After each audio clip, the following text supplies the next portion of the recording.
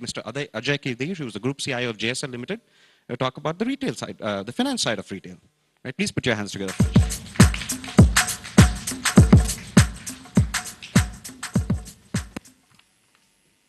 Ladies and gentlemen, and a very warm welcome to all of you. I'm Ajay Dhir, and thanks to Sujay for the introduction. It's my pleasure and honor to be here with you today on this auspicious occasion of the launch of the Retail Center of Excellence by DBS. On behalf of CIO Club, it's my privilege to be associated as the knowledge partner for this unique initiative, and I wish all success for this venture. There was an article in the Economic Times a couple of days back, day before to be precise, and I will mention a few excerpts from the same. It starts off with the caption, FDI gold rush headed this way, but can India absorb this? As per Etikani's latest global FDI confidence index, India is now rated as the second most favored destination for FDI in the world after China. Another report emanating from the US, which came today on Silicon India also, mentions India as the third most powerful country in the world after the US and China, and the fourth most powerful bloc after the US, China, and the European Union. Potential, if you see, is a large potential given the huge investment backing across sectors and industries as the economy picks up and sustains speedy growth.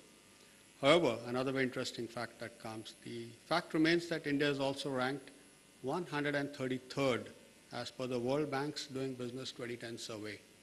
So there's a flip side, there's a pro side, there's a con side also. So we have seen what are the opportunities. We have also seen what is one lingering factor which could perhaps prevent us from going further. Now, the government recently came out with a concept note on FDI and multi-brand retailing. This is an emotional issue. It has been placed on the back burner by successive governments in response to fears about its impact on small retailers. We were discussing about the retail segmentation. So the small retailers who are large generators of employment, this fear is worthy of examination. If you see, trade constitutes around 15% of our GDP, of which retail trade makes up at least half. The retail sector, being the second largest employer after agriculture, provides job opportunities to at least 33 million people. So very few people can underestimate the importance of being circumspect with regard to any legislation that will affect so many jobs. So on one side, the new FDI policy which is coming forth is dictating this. And the main driver for this policy seems to be the recognition that the Indian economy faces serious supply-side constraints, particularly in the food-related retail chains. So the government would like to improve back-end infrastructure and ultimately reduce post-harvest losses as well as other wastage. A crucial argument against FDI in retail is the belief that small retailers will suffer. Do you think they will? Maybe we can have a quick discussion after that. This in some sense suggests that low price is all that counts in the retailing industry. Another point to ponder. Is it so?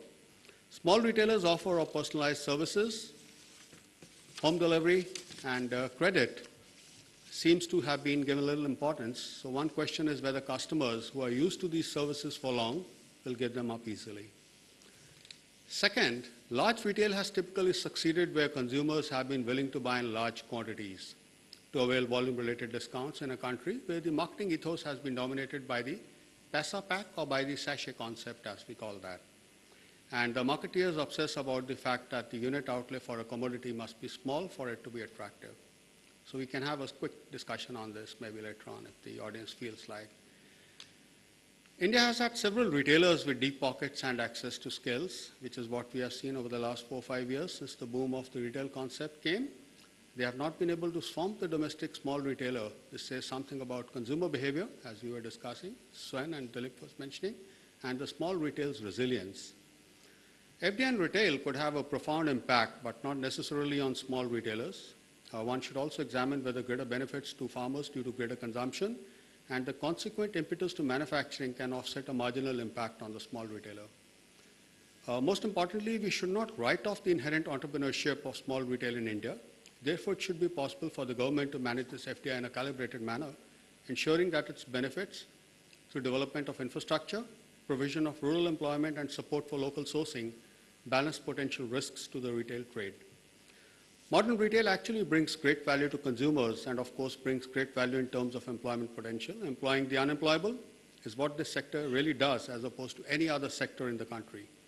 At the 6% of the total retail market of $410 billion today, we're a really minuscule number. The growth journey that means going from 6% to maybe 80 to 90% over a period of a few decades will definitely entail a huge amount of investment. Investment is not what is forthcoming today from the Indian financial market and banks because it's a long gestation business which is asset light, not the conventional business where banks can mortgage assets because it's a very asset light business. It's a lot of funding of losses in the first 4 to 5 years of the business. I was having a discussion in Mumbai yesterday with a couple of Ps and VC firms on some other topic, and one of the questions that we discussed was the funding of businesses. One very important factor which came out over there was it's great to see the entrepreneurial instinct in the people. It's good to see good concepts over there, but that alone is not going to sell. What is the kind of positioning that you're having? What is the kind of business plan that you're going to have? What kind of sustainability factor that it's going to have in the years to come, at least for the 5 to 6 years that you're planning to be over there in the market is very important for the PEs to fund you. So when the PEs look at that, and there also there's a classification, some of the PEs were averse to retail. So I spoke to quite a few of them, including Sequoia also. They said that no, retail is not a fancied sector. So how do you get the funding? And that is a very important factor for us to see and for us to support this business, which is going to create, and it has already created so much of employment and business potential as well as opportunity for lakhs of people.